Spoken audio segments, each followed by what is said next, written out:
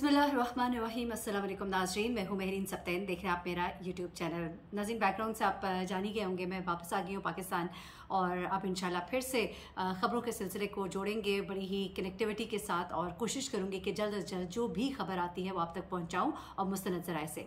अब जो खबर इस वक्त मेरे पास आई है ये बड़ी खौफनाक खबर है जो कि लाहौर से आई है। एक ऐसी खबर है जिसको सुन के रोंगटे खड़े हो जाते हैं कि इंसान जो है वो बदला लेने में कितना एक आगे जा सकता है। खबर आपने सुनी होगी, रैंडमली एक खबर सामने आई थी और मेन स्ट्रीम मीडिया ने इसको रिपोर्ट किया था। समा टीवी, एक्सप्रेस न्यूज़, दुनिया टीवी, इन सब ने इसको रिपोर्ट किया। लेकिन इस खबर की जो तफसीलात मैंने फिर हासिल की हैं तो वो बड़ी ही खौफनाक हैं। खबर कुछ इस तरह से आती है कि एक शख्स रात गए अंधेरे में अपनी एक कब्र खोद रहा होता है, कब्रिस्तान में एक कब्र खोद रहा होता है। वहाँ पर गोरकन जो है उसको एक मशकूक सी एक्टिविटी जब दिखाई देती है तो वो फ़ौरन ही पुलिस को फ़ोन करता है। पुलिस वहाँ पर पहुँचती है तो वो देखते हैं कि एक सफ़ेद चादर में लिपटा हुआ जिस्म है और एक शख्स है जो कब्र खोद रहा था और ये शख्स जो है इस जिस्म को, ये जो इस कपड़े में लिपटा हुआ था, इसको इस कब्र में दफनाना चाहता था। जब इस चादर को हटाया गया तो अंदर से एक अंग्रेज़ औरत की डेड बॉडी मिलती है। एक खातून जो खुशशक्ल भी थी और वो खातून जो है इसकी उम्र तकरीबन 48 साल 50 साल बताई जा रही है और एक खूबसूरत अंग्रेज़ खातून जो है इस सफ़ेद चादर के अंदर लिपटी हुई थी और मुर्दा हालत में थी। इसके जिस्म पर शदीद तशद्दुद के निशानात थे, इसके चेहरे पर भी ब्रूजेस थे और लगता ऐसा था जैसे इसके ऊपर शदीद तशद्दुद किया गया है। लेकिन ये नज़र आने वाला बज़ाहिर तशद्दुद सिर्फ इतना ही नहीं था। जो इसकी तफसीलात है वो कुछ ऐसी हैं कि अब बयान करते हुए मैं उसको शायद उस तरह से खुलकर बयान ना कर सकूं जिसकी तफसीलात सामने आई हैं। इंतहाई शर्मनाक तफसीलात हैं। ये शख्स जो है ये इस औरत का शौहर है। इस शख्स ने अपनी बीवी को इंतहाई शर्मनाक तरीके से कत्ल किया। लेकिन कत्ल करने की वजह जो है वो आप समझ लें कि ज़रा पुरानी है। एक रंजिश थी, एक पुरानी रंजिश थी, एक खलिश थी जो उसके दिल में रह गई थी, जिसका उसने बदला कई सालों बाद। 9/11 का वाकया सबको ही पता है। जब 9/11 कहा जाता है तो सबको याद आ जाता है, जिसके बाद बैरून मुल्क रहने वाले पाकिस्तानी जो है उनके ऊपर मुसीबतों का एक पहाड़ टूट पड़ा था। उन्हें मशकूक नज़रों से देखा जाता था और उन्हें 9/11 के बाद बहुत से ऐसे पाकिस्तानी थे, बहुत से ऐसे मुसलमान थे जिन्हें डिपोर्ट किया गया था। उन्हीं में से ये एक शख्स भी था। अब ये शख्स जिसको पुलिस ने अपनी हिरासत में लिया और फिर इससे जब पूछताछ की गई और फिर जो अभी मेडिकल रिपोर्ट इस खातून की सामने आई है वो बड़ी खौफनाक है। ये खातून जो है इसकी बीवी है और इससे इसकी एक बेटी भी है। तकरीबन संडे रात को 2:15 बजे का वक्त था जब फैक्ट्री एरिया पुलिस को एक कॉल रिसीव होती है जिसमें बताया जाता है कि गाजी रोड सिमेट्री में जो गुलिस्तान कॉलोनी है वहां पर एक शख्स जो है एक बॉडी को दफना रहा है। जब पुलिस वहां पे पहुंचती है तो ये शख्स जिसका नाम कासिम खान, और इसकी तस्वीर मेरे थंबनेल के ऊपर आप देख सकते हैं, ये कासिम खान जो है पता लगता है कि अपनी 50 साल बीवी को दफना रहा होता है। डियाना क्रिस्टो इस लड़की और खातून का नाम है। ये शख्स मुसलमान था, इसकी बीवी जो है वो ईसाई थी। एसपी कैंट अवैस शफीक जो है वो बताते हैं कि इस शख्स ने अब बताया, पुलिस को इकरार किया कि हाँ मैंने अपनी बीवी को कत्ल किया है। लेकिन जिस अंदाज में इसने अपनी बीवी को कत्ल किया इसका आप अंदाज़ा भी नहीं लगा सकते। ये कहते हैं कि इस शख्स ने पुलिस को बताया कि मैंने अपनी बीवी की बॉडी को छुपाने के लिए यहाँ पर लाया था और मैंने सोचा था कि रातों रात मैं इसको दफना दूंगा और मैं गायब हो जाऊंगा, किसी को कानो कान खबर नहीं होगी। SHO वजीउल हसन जो है वो बताते हैं कि ये शख्स जो है इसकी शादी डियाना से 28 साल पहले हुई थी और इसकी एक 26 साल बेटी भी है, करिश्मा उसका नाम है, जो कि US में रहती है। अब कासिम ने इनको बताया कि वो इस वक्त पंजाब कोऑपरेटिव सोसाइटी में रहता है और लाहौर में वो रहता है, जहलम से उसका ताल्लुक है।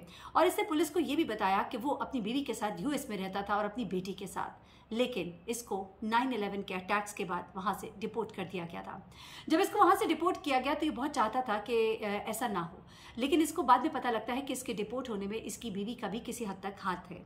कुछ मालूमात ऐसी भी आई कि इस शख्स को ये शक था। अभी इसके मेंटल स्टेटस जो है इसके ऊपर भी शक किया जा रहा है, लेकिन कुछ चीज़ें ऐसी भी सामने आ रही हैं कि ये शख्स जो है इसके उस वक्त अपनी बीवी के साथ ताल्लुकात कुछ अप एंड डाउन जा रहे थे। ऐसे में इसकी बीवी की किसी शिकायत की वजह से भी इसको डिपोर्ट किया गया। 9/11 के अटैक के बाद वैसे भी मुसलमान जो है, पाकिस्तानी जो है वो बड़ा अंडर ऑब्जर्वेशन थे और कुछ इस तरह की वजूहात बनी। इस शख्स को ये शक है कि इसकी बीवी ने इसको डिपोर्ट होने में मतलब उसका बड़ा हाथ है।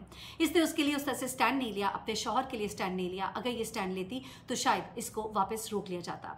उसके बाद वो ये कहता है कि जब मैं पाकिस्तान आ गया, मैं बड़े अरसे से यहाँ पर था, मेरी वाइफ, मेरी बीवी वहाँ पर थी, मुझे पाकिस्तान आना पड़ा, लेकिन मेरे दिल में एक रंजिश जो है वो मौजूद थी कि मेरी बीवी ही इस सारे काम के पीछे।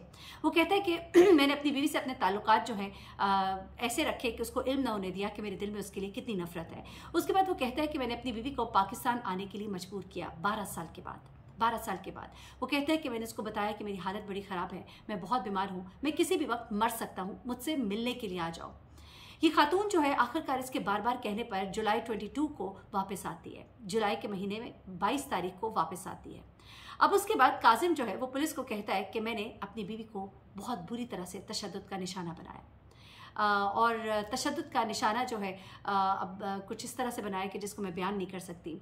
उसने अपनी बीवी के साथ बहुत ही बुरा एक सलूक किया, बहुत ही शर्मनाक सलूक किया और उसको बहुत गंदे तरीके से, गलीज़ तरीके से उसको कत्ल किया, जिसकी तफसीलात जो है इस वक्त मेरे सामने मौजूद है, लेकिन मैं उसको बयान नहीं कर सकती। लेकिन एक इंतहाई खौफनाक तरीन तरीका जो है इसने इस्तेमाल किया अपनी बीवी को मारने के लिए। और उसके बाद आखिर में उसने अपनी बीवी के सर पर एक बेलचा टाइप की चीज़ है वो मारी, जिससे फाइनली उसकी डेथ हो गई। अब पुलिस जो है वो ये कहती है कि लगता ऐसा है जैसे काजिम की मेंटल हेल्थ जो है वो ठीक नहीं है, और अभी कुछ रिपोर्ट्स में ये भी आ रहा है कि वो ड्रग्स जो है वो इसका इस्तेमाल करता था। बॉडी को ऑटोप्सी के लिए भेजा गया। बज़ाहिर जो जिस्म पर निशानात थे मौजूद, उसमें जिस्मानी अजियत और जिनसी अजियत का भी निशानात जो हैं वो पाए गए। अच्छा, इस शख्स के बारे में एक और चीज़ जो सामने आ रही है वो ये आ रही है कि ये शख्स जो है ये कहता है, इसने पुलिस को कहा कि पहले तो मैं चाहता था कि मैं इसको तकलीफ़ दूँ, मैं इसको अजियत दूँ, मैं इसको ऐसे तरीके से मारना चाहता था कि मेरे 12 साल की अजियत अपनी बेटी से दूर रहने की और वो मुल्क छोड़ने की, और यहाँ पर जो मुझे इस तरह से रहना पड़ा कि जिसके बाद मैं दोबारा वापस नहीं जा सका, और मेरे वापस ना जाने की वजह ये औरत थी। अच्छा, इसने पुलिस को ये भी बताया कि ये जो खातून है इसने बाकायदा तौर पे उसके बारे में रिपोर्ट किया, इसके बारे में कुछ मशकूक एक्टिविटीज़ पुलिस को रिपोर्ट की जो कि उसकी नहीं थी, क्योंकि वो खातून इसके मुताबिक उसके साथ रहना नहीं चाहती थी, और उस खातून की वजह से इसको वहाँ पर नेशनलिटी मिली थी, वहाँ पर रहने का हक मिला था। लेकिन इस खातून ने अपने उस हक को इस्तेमाल करते हुए इस शख्स के बारे में पुलिस को उस वक्त रिपोर्ट किया जब मामला जो है बड़े संगीन थे, पाकिस्तानियों मुसलमानों के हवाले से बड़े संगीन थे, और उस छोटी छोटी चीज़ के ऊपर उनको अंडर ऑब्जर्वेशन रखा जा रहा था। बल्कि कई ऐसे लोग थे जिनको कई साल गिरफ्तार किया गया, एक छोटी सी शक की बिना पर गिरफ्तार किया गया, और उसके बाद जब उनके खिलाफ कुछ भी नहीं मिला तो जब उनको रिहा किया गया तो ऐसे लोग जो है बताया जाता है कि बहुत अरसे तक मेंटल प्रेशर में रहे, ट्रॉमा में रहे, और उनको अपनी मेंटल फिजिकल हेल्थ के लिए डॉक्टर्स को बाकायदा तौर पर दिखाते रहना पड़ा। कई सालों की अजियतों को उन्होंने बर्दाश्त किया, और उसके बाद मेंटली वो जिस तरह से डिस्टर्ब रहे, उनकी जहनी हालत जो है वो बड़ी डिस्टर्ब रही। ये कहते हैं कि जब मैं वहाँ पर था तो मुझे पुलिस जब कुछ अरसे के लिए उसने जाहिर सी बात है जो भी पूछगिछ के लिए अपने पास रखा, तो उस वक्त मेरे ऊपर बड़ा एक मेंटल और जिस्मानी टॉर्चर किया गया इसके बकौल, और उसके बाद मुझे फाइनली वहाँ से डिपोर्ट कर दिया गया। तो कहते हैं कि ये चीज़ मैं कभी भुला नहीं पाया, और ये मेरे लिए एक बड़ा ही अजियतनाक तजर्बा था। एक वहाँ पे जो मेरी बेइज्जती हुई, जिस तरह से मुझे वहाँ से निकाला गया, मैंने अपने आप को जितना बेबस और अपनी बेचारगी मैंने महसूस की, और उसके बाद मैं अपनी ही बेटी से मैं मिल नहीं सकता था, मैं उसके पास जा नहीं सकता था, मैं उस मुल्क में नहीं जा सकता था। इन तमाम चीज़ों को मैंने 12 साल अपने दिल में रखा, और आखिरकार जब वो औरत आई तो मुझे लगा कि मैंने उसको इतनी आरामदेह मौत नहीं देनी, मैंने उसको तड़पा कर मारना है। और फिर उसने उसको मारने का जो तरीका इख्तियार किया वो इस कदर शर्मनाक था कि जिसको हम अपने चैनल पर बयान नहीं कर सकते। एनीवे, बड़ा खौफनाक वाक़या जो कि पेश आया। अब ये शख्स जो है पुलिस की कस्टडी में है। अब देखिए कि इस बारे में क्या फर्दर होता है। अल्लाह ताला सबको हिदायत दे। अपना बहुत ख्याल रखिएगा, दुआ में याद रखिएगा। अल्लाह हाफ़िज़।